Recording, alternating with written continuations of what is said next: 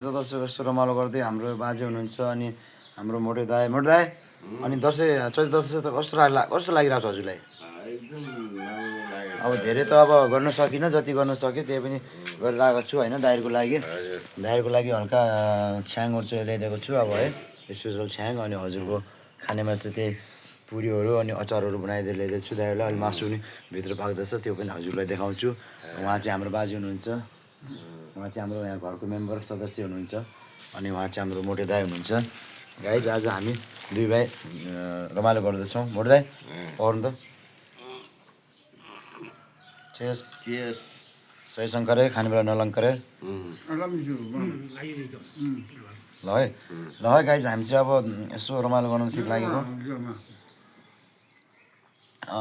अनि मोटे दाई कस्तो लाग्यो तपाईँलाई हजुरलाई यो छ्याङ चाहिँ? एकदम राम्रो लाग्यो ल मेरो युट्युब भिडियोलाई सब्सक्राइब लाइक गर्नु होला। Ashok king Barra, thank you.